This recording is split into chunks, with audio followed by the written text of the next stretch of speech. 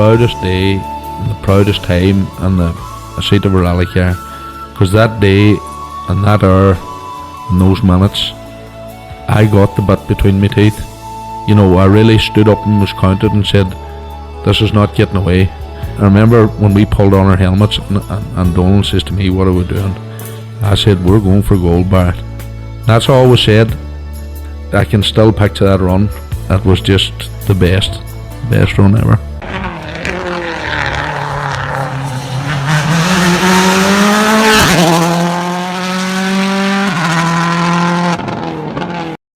Welcome along to Krunching Gears.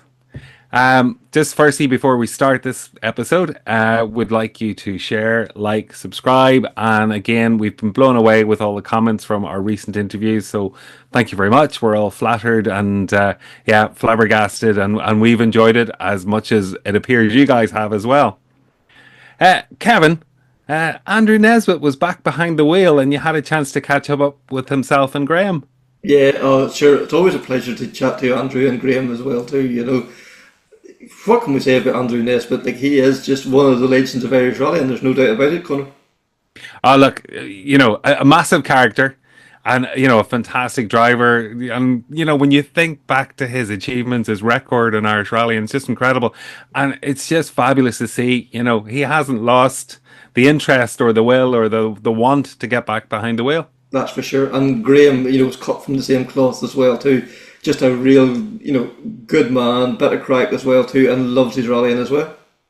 Oh, listen, you know, it's in the blood, all right, absolutely. And again, good to see, you know, Graeme and new generation of cars as well. That's for sure. That's for sure. And like you said there, you know, recently, you know, Andrew back behind the wheel of a rally car, competing in the rally. He's done, he's done Donegal a couple of years ago. He done it the Sunday run, and he's done Rally Legends and all. But this was, you know, clocks ticking, everything going live, and yeah, I think this story is very interesting. And I did ask him the question at the end. You know, is this the start of something? But we'll let him tell the whole story first. Andrew, we've seen a few weeks ago that you put an entry in to do Bishopscourt, and how good was it to see the Andrew Nesbitt name back on an entry list again? Was there nerves before the event? No, there wasn't so many nerves. It was more about getting used to this new car, the R5, and thanks to Kenny McKinstry and his team, he gave us a day's testing. Well, not a day's testing, but we were testing for 2 hours before the event started on Saturday, and so we went testing on Friday just to see how the brakes worked and the suspension and how did it compare with the World Rally cars that I was driving probably 18, 20 years ago. And yeah, very nimble car, completely different to the World Rally car, I would say. The suspension travel is obviously different, more set up for fast cornering, but I would like to test it over a few big bumps in Donegal to see how it would handle. But no doubt it's a very fast car and handles very well. And Graeme had the passenger seat when we were testing, so he could tell you what the braking was like in it there.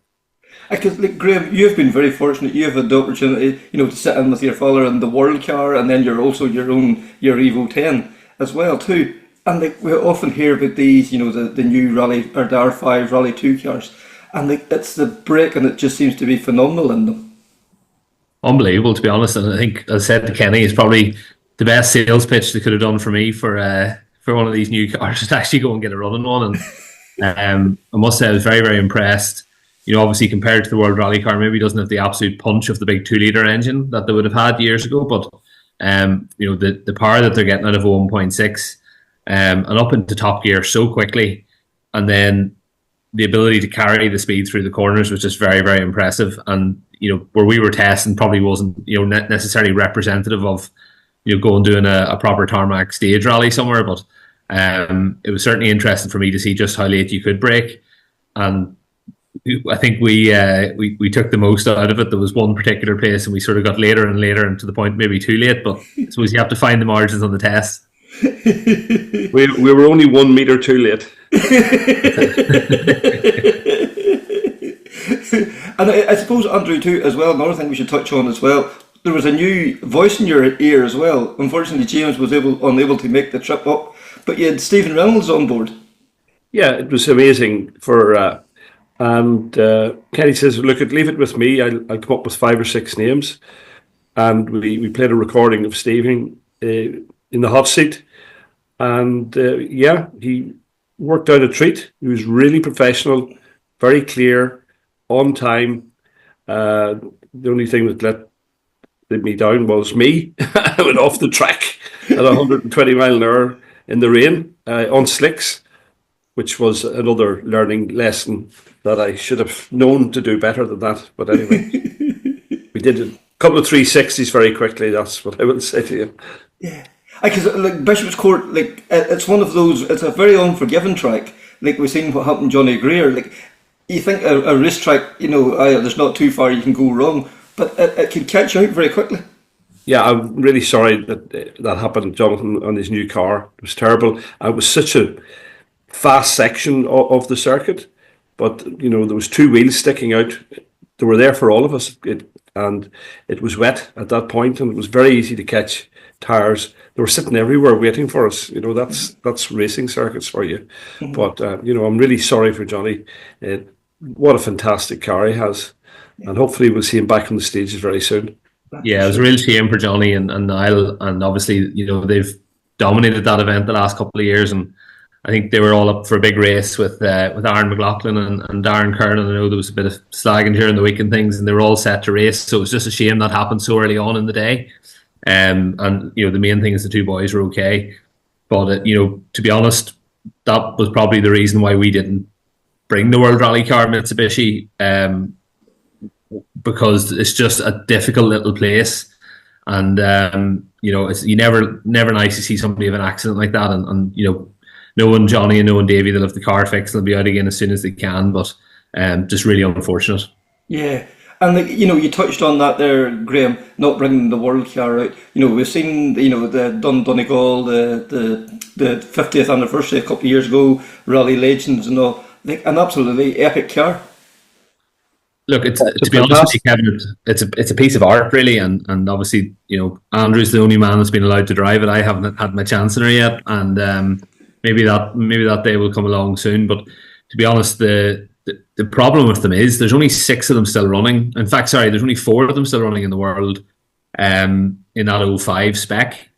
And if you take a corner off one of those, it's just going to be an absolute nightmare to get sorted. And it's not really in our nature to have museum pieces. It's not really the way we operate. But we just felt with Bishopscourt, maybe the risk level was too high of all those kind of little sort of earth banks. And there's just so much to hit there. And I did the rally last year. It's a phenomenal event. We really enjoyed it. And that's why we went back. But just sort of the discretion was the better part of valor, maybe. And we left her at home. Yeah, because Andrew, we spoke last year about your time in Donegal and the Mitsubishi, and this was the ultimate Mitsubishi World Rally car, and like to have that sitting out in the shade, it must have been hard almost to pass it by. Well, I had started 1 week before the event because I was thinking we might just take it back out when Darren Gass was taking the Subaru 12B. I was thinking, oh, well, why not? But I was talked down, rightly so. But nonetheless, I want to test an R5 also. Mm-hmm. But just on the World Rally car, there's footage out there of Darren and I racing each other, and you can see the World Rally car is up for the pace of the R5s and vice versa. Mm-hmm. However, I would say the Subaru would be faster over the fast mountain stages in Donegal, but when you come to the likes of the Atlantic Drive, the R5 will leave it. That would be my feeling of it. They're so nimble, they're so fast, but they're also wider. I would say it's the car itself is probably 3 to 4 inches in each wheel wider than the Subaru, which is amazing when you actually look at it. So the wheelbase is more square than rectangular. And so it gives you that feeling of can turn in really fast on the tight corners with it. And as Graeme mentioned earlier, the braking is phenomenal. I've never seen anything go from 120 to 0 so quickly on the braking. It's amazing. Yeah, because back in 2005, and when the Lancer was in its peak, and the Subaru S12B, they were regarded as the ultimate car, that nothing is ever going to come close to this again. But it just shows you development. There's always something new coming along. There's always the latest development. There's always even tyres, suspension, brakes, everything. It's just continuous development. 100%.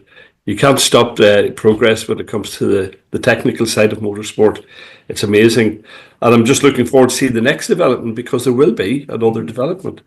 But I would love to see the two. I would actually like to see the Subaru or the Mitsubishi race the R5s in Donegal, just to see what the exact pace is, where the difference is. But I can tell you, what a nimble car around corners. Declan Boyle was telling me it was what it was like, and it was all of that. It was amazing. Yeah, and Graham, you sat in the passenger seat now. Would it be like, you're getting a great result from your own Evo at the moment, but would that be the next step, do you think, in the ladder? I think, I think, for me, Kevin, I've been so long out of it. I was 18 years, stopped, and then last season we got 4 rallies done in the Evo 10 before we had a second baby came last summer. So that sort of, we didn't get back out the second half of the year, and getting back out now, really, I think my plan is to try and take a wee bit more out of the Evo 10. There's definitely more in her. And, really the only logical step after that probably is a Rally 2 car, but I'm in no rush for that, because I just know myself, I have a lot to learn. Really, it's all about seat time and mileage, and, really what I'm looking for is progression, but I need that progression in the same car. There's no real call for me to go with an R5 car yet, but in due course, I think it wouldn't shock me to see one land into the yard, particularly after, getting to actually sat in one. And obviously that car of Kenny's is a real good, fresh, up-to-date car. So it was, I think, good representative test to see what they're all about. And yeah, very, very impressive. I could definitely feel the difference through the tight stuff. My car is kind of like all the Evos, is kind of longer wheelbase. The Evo 10 in particular, I think, would be known as a heavier car. So in around that tight stuff in Bishopscourt, it takes a bit to get her moving about, but when out onto the open stuff, and she'd be holding her own with anything, really. So we'll see what way she goes now in the sparrings. But yeah, no rush to change, but I think absolutely it's probably the only step to make at whatever point. Yeah, and then, we talked about Andrew having different voice in his ear. You had different voice as well, but one that's very familiar to the Nesbitt household as well. You had Bryan Murphy in for the day. Yeah, that was an absolute privilege, and obviously I've known Bryan my whole life, and been at rallies with Bryan my whole life. So, I think if you look back on sort of Bryan's manifest, he hasn't really sat with anyone other than the McHales for the guts of 25, 30 years. When I asked him, it was no hesitation. He was straight up for it. He didn't have his license renewed, so he had to get that sorted. But it was I think there was no shortage of experience on his side of the car, obviously, and it was an absolute pleasure to have him in, and really enjoyed the day. Actually, we had a great day's crack above all else, which is what it's all about at this stage for us. Yeah, because, even we've seen that, you mentioned it earlier too, the way that, Darren Curran and Niall Burns banter off each other. There's a lot of fun, that Northern Ireland Championship. Yes, they want to go out and have, competitive days rallying, but there's a lot of fun there as well. Tell you what, Kevin, I'm being really honest, and this is, I think when we were back rallying, or when Dad and James were doing the Tarmac Championship, obviously the next championship that everybody would have thought about was the Irish National Championship, which is still an absolutely phenomenal championship, and you only need to look at the entry for Midland with 70 reserves and to see the demand that's there. But actually the Northern Ireland Championship, they've put a lot of work in, really hard work. They've promoted the championship really well. They've got fantastic rallies. Bishopscourt, obviously, along with Kirkeston, which didn't run this year, but Bishopscourt is the traditional sort of single venue event that they do. Then it's out onto the roads, and actually the couple of road rallies that they've brought on have been really, really good rallies, really enjoyable, and looking forward to the rest of the season. Obviously the Sperrins, the Maiden City, Down Rally, they're all events that, in my opinion, the stages would match anything, north or south. Really well run, and it's a credit to the organising team, because I know how hard they've worked to bring the level up, and it's been really good for me to be a part of that championship the last 2 years. Yeah, because we've seen it, in the way they're promoting it. Last year they produced a fantastic YouTube program at the end of each event. That has now been picked up, and they've took it to the next level. Like ITV now is going to cover the championship as well too, and it's fantastic. Sorry, Andrew, go ahead there. I think we've been missing RPM on the television. Mm-hmm. The television screen sends it worldwide. I know with the new technologies that they have, it's also fantastic. But it's great to see that, have that footage, have the in-car footage, the external footage. It's, as you know, we have a lot of history over a 25, 30-year period. Yeah. But as Graeme mentioned earlier, it's 18 years since he was rallying. I'd like to also point out it's 18 years since I was rallying.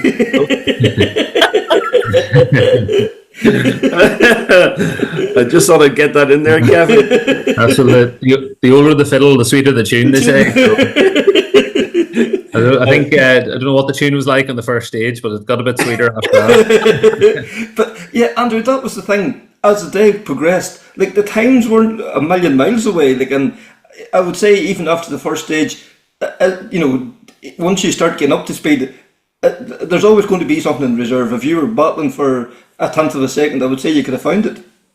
Yeah, well, I think if we were to go back to Bishopscourt next week or next month, it would be a different scene because we now know the track.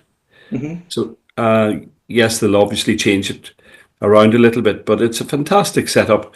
The organising of the track was amazing. It went to the second. It was unbelievable. And, you get into the car, you do your racing and you come home. Yeah. I'm used to having to do a 2 or 3 day recce and then going to a 2 or 3 day rally like Donegal, and you have a week. Mm-hmm. You need to take a week to do that. Whereas these 1 day events are amazing, and if you can fit it all in the 1 day, it's certainly a great add-on to the sport, I would say. Yeah.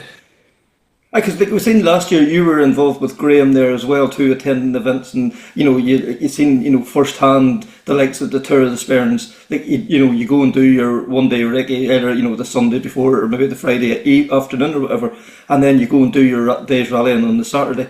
It's all very compact. It's very very competitor friendly.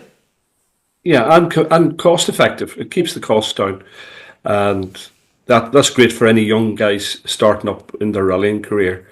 It's absolutely the way to go. Certainly the way to start anyway. And then wherever it takes them in Europe or around the world, it's great for them.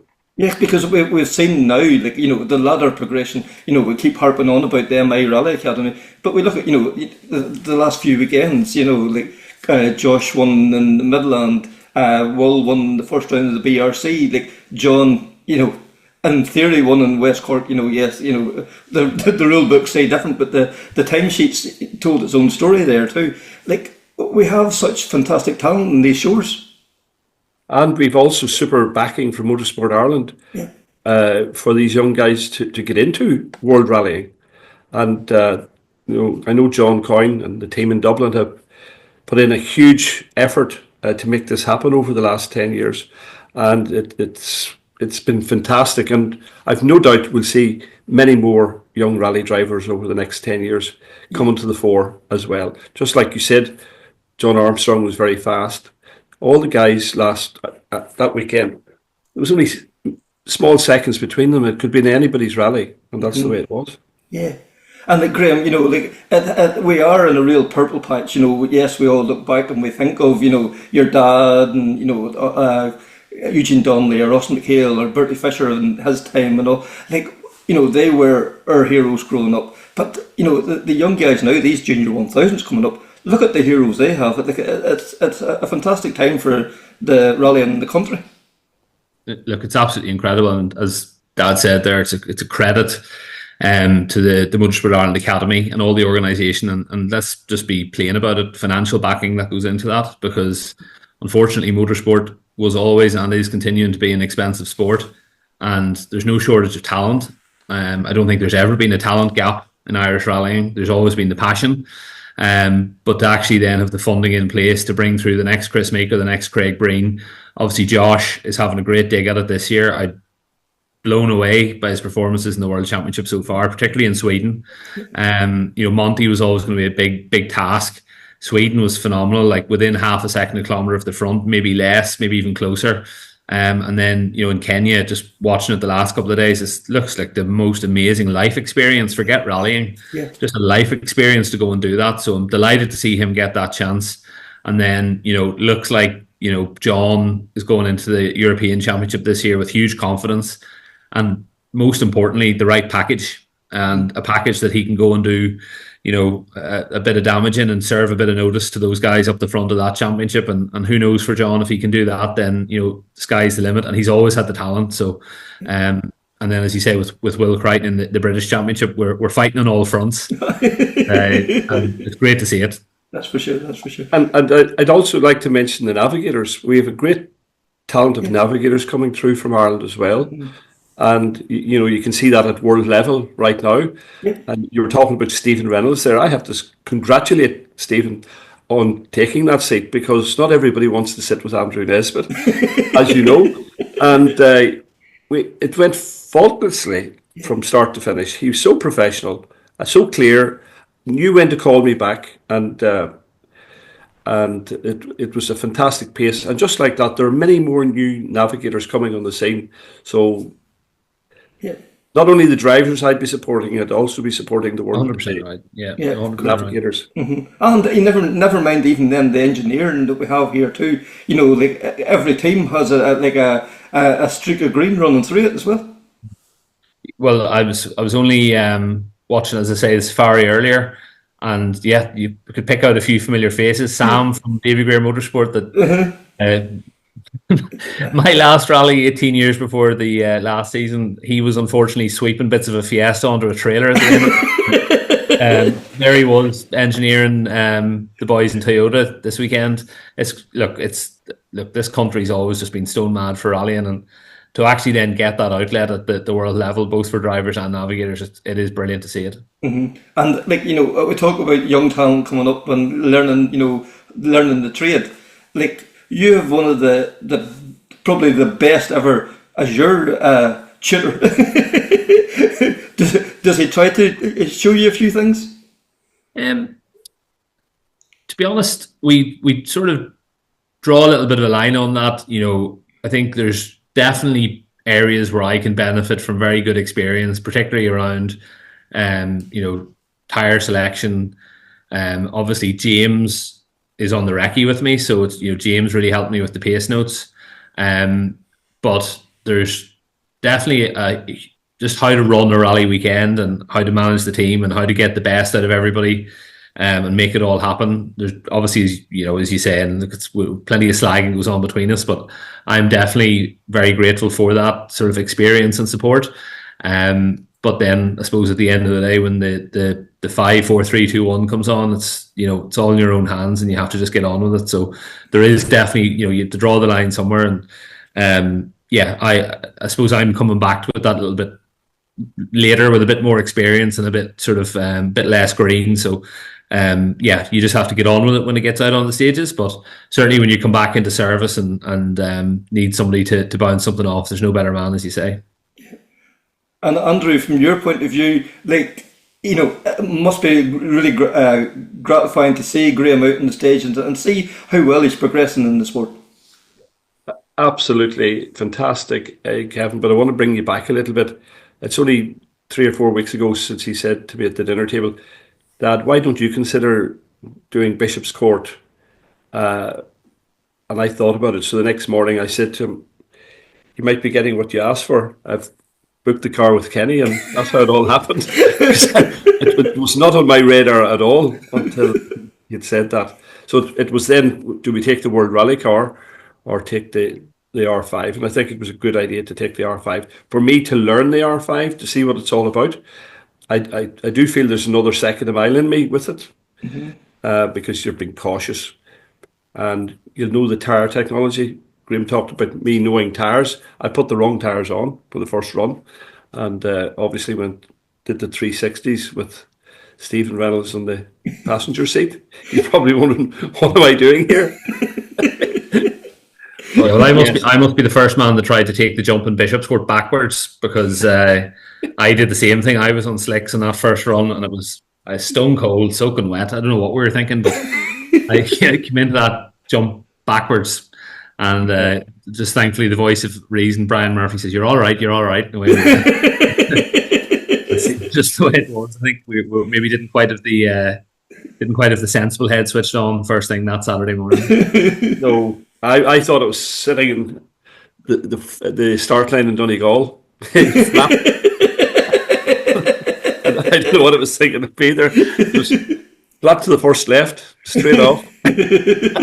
And like Andrew, for you to get back now and like to even to be in there in service helping out with Graeme and that, like, is there a lot of people still come up and telling you stories? Oh, I remember you in Donegal, or remember you in Cork, or whatever. Like, it must be lovely to hear all those stories, that the way you affected people those years ago. Well, you have to keep your feet in the ground, but a lot of people, at Bishopscourt, this young man came up with a bag full of model cars. He says, "Would you please sign these for me?" Of course. And he had 3 or 4 cars of the different rallies that I'd won in Donegal. And so that happens quite often. Or if you're in a restaurant or a bar or hotel, someone will want a signature. So, yeah, look, it's been a real privilege to be in motorsport at the level we were playing at. And I suppose we talked about the sweet period. There's a 10-year window, I think, in any sporting person's life, and you have to make the best of it. And I was a late starter, and we only had our first international win when I was 36. And my last international win when I was 46. Graeme's still only 35, so we've plenty of time in the Nesbitt household to get the trophies. No pressure, Graeme. No pressure. No pressure, our boy. Not at all, Kevin. Don't worry about that.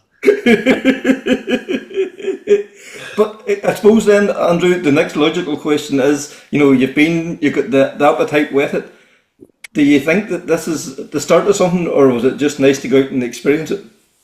Well, I think we'll take the next few events that Graeme's doing. I don't want to do an event that he's doing. I'm happy to do a circuit like Bishopscourt, but when you're on the big rallies, you need to be there to support the team and the driver and the navigator, which is Graeme, and whoever he'll have sitting with him. Hopefully James will be back in the hot seat soon after his experience. So, yeah, for me, I want to give Graeme all the support I can moving forward, and whatever rallies he wants to do, I'd like to be at all of them. Would I come back out again?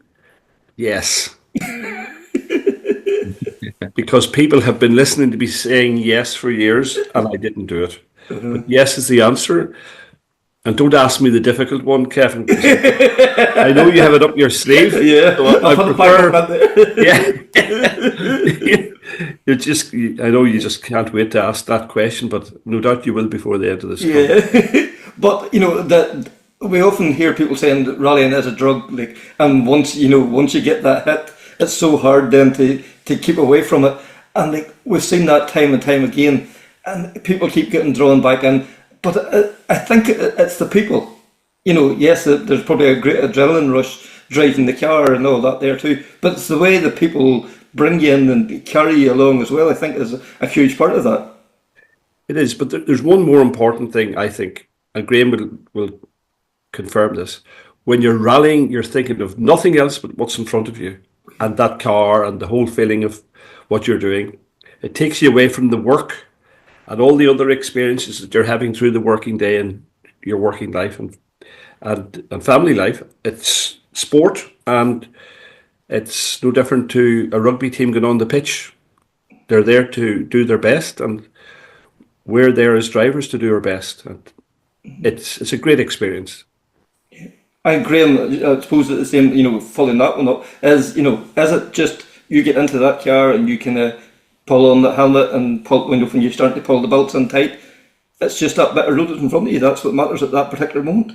Without question. I mean, that's obviously, I think we're sort of, it's sometimes a blessing and a curse. With work, we're very busy, and look, that is a blessing, and we're very grateful that we can continue to work hard, and we're lucky to be able to do it. But there are pressures that come with that, and sort of the best example I can give you is that, when you're sitting at the start line of the stage like Ruski on the Tour of the Sperrins last year, and you're looking at the 5, 4, 3, 2, 1, you're not thinking about fridges.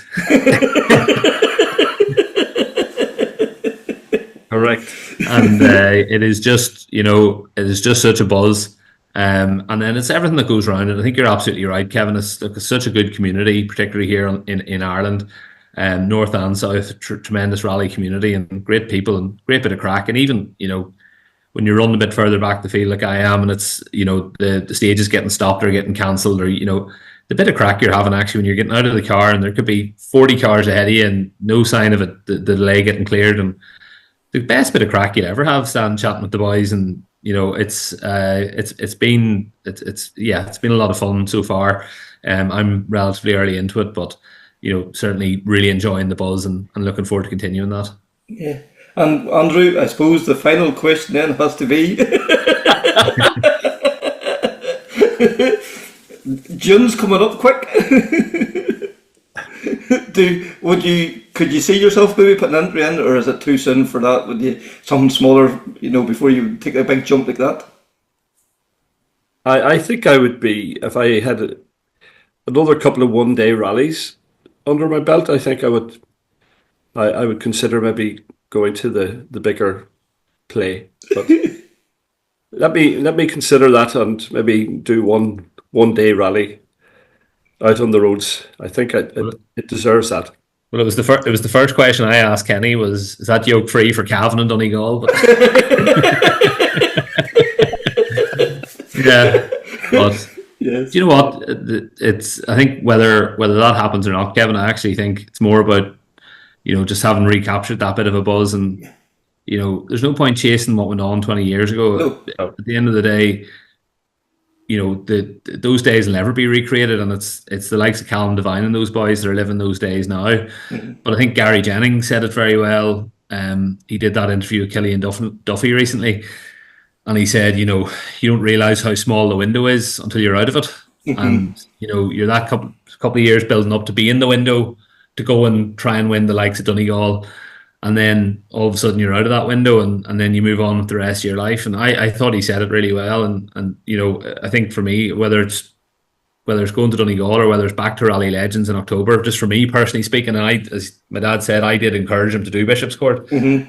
And I actually, to be honest, did suggest doing the Tour of the Sperrins, but he said, no, I don't want to do one you're doing.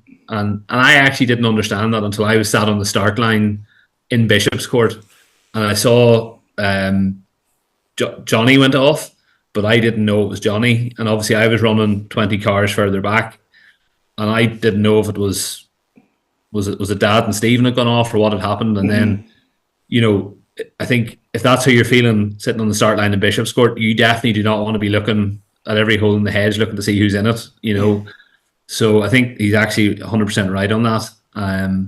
But whatever the next event is, and whether it's the big world car out the next day, I think just the main thing is that we're having a bit of crack with it and hopefully can continue to do so. Yeah, and Andrew, then you keep saying this, but okay. This is the final question. This is it's a family thing. This is not Andrew Nesbitt, going away and having a jolly. You just all get involved in this here. It's a father, son, and the rest of the family all get involved in this as well. Yeah, it's what we talk about at the dinner table, and we're always looking out for everybody else in the sport and what they're doing and how we can help them at different levels. And it's part of our life. Mm-hmm. Graeme has known nothing else since he was 2 years old, 3-4-year-old meeting Bertie Fisher in the house, and so it's always been here with us. Os McHale, all those guys that we've competed against, we became great friends over the years, and all the young boys that are out there. It's a very small community. Mm-hmm. It's a small community of really nice people. Yeah, who love racing cars. We've seen even at the end of the last couple of years now in Donegal, you're always there at the finish. Yourself and Callum Devine, the way you hugged each other, it meant so much for him that you were there, and it meant so much for you to be there for him as well. Yes, and I would like to, whoever wins Donegal in the future, I would always like to be there for that person, because I know the effort they've put into winning that event, or any event for that matter. And as often as I can be at a motorsport event, I will be. And particularly Donegal, Killarney, West Cork last weekend, all of those rallies, I've competed in all of those events over the years. And it's so hard to be in the podium, first, second or third. You have to drive really hard, really tidy and cleverly to be in that position. And yeah, looking forward to many more years with Irish Motorsport in the window, as they say goes, but I will come out one more time. So that's it. It's watch this space and see where Andrew appears next. So that's it for this episode of Krunching Gears, the Rally Podcast. Again, please like, share, subscribe. It really helps us to spread the message, to spread the episodes. And we just want to reach as many people as possible so they can hear and share in the stories. And again, we're always open to suggestions. So if there's anybody you'd like to hear on the podcast, or you think would make a good story or a great interviewee, please let us know. Thank you.